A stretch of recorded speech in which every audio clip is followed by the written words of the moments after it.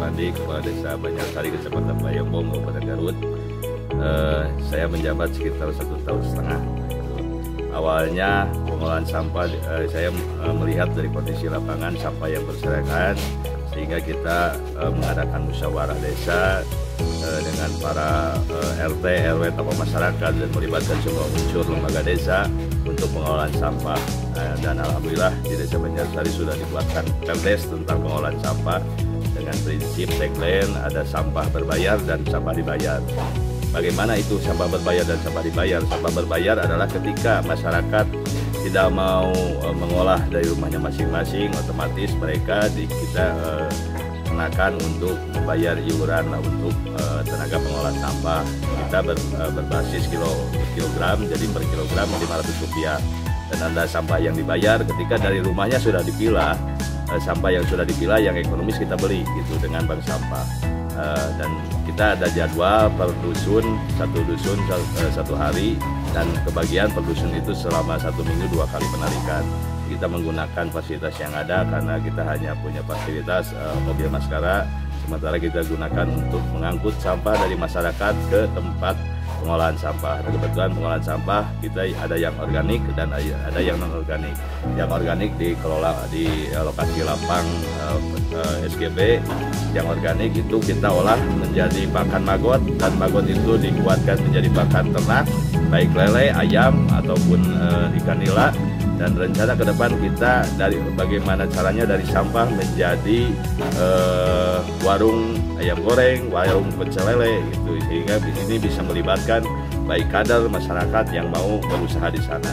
Terus yang organik kita buat untuk pakan magot dan pupuk kompos. Yang non organik kita olah dan dipilah. Mungkin ada beberapa tenaga pekerja yang memilah, dan alhamdulillah di Desa Banyarsari masih ada masyarakat yang mau mengolah sampah, walaupun kami hari ini masih kesulitan, masih kekurangan dalam pengupahan tenaga pengolah sampah.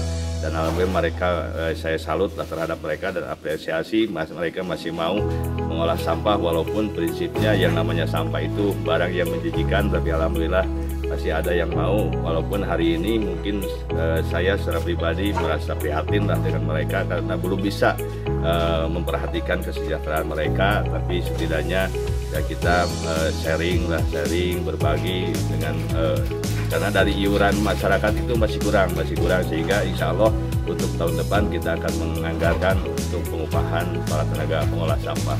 Dan kami juga mungkin mohon bantuan juga terhadap Dinas Lingkungan Hidup, karena untuk residu hari ini kami belum bisa mengolah, sehingga untuk residu ini tetap harus dibuang, dan kami sementara hari ini belum bisa mengolah dari residu.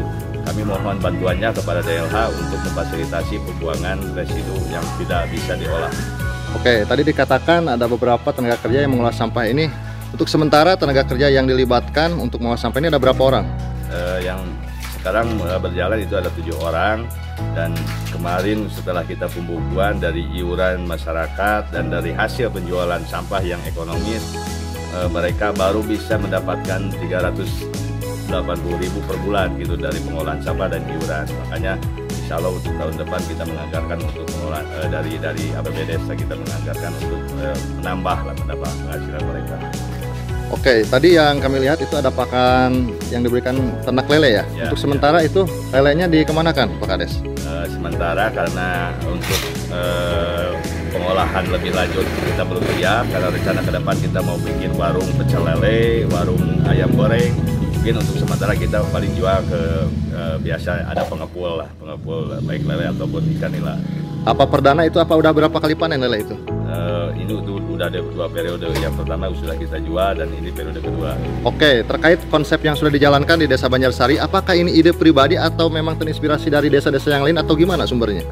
Berawal dari masalah yang ada di lingkungan Desa Banyarsari tentang sampah yang berserakan, terutama mereka mengeluh dengan kurangnya fasilitas, sehingga kita mengadakan musyawarah. Dan alhamdulillah hari ini semua RW di Desa Banyarsari sudah ada jadwal pengambilan sampah, dan kita terus-terusan bersosialisasi karena masyarakat pun belum sadar semua, masih ada saja yang masyarakat yang membuang sampah ke selokan ataupun yang dibakar dan yang lainnya.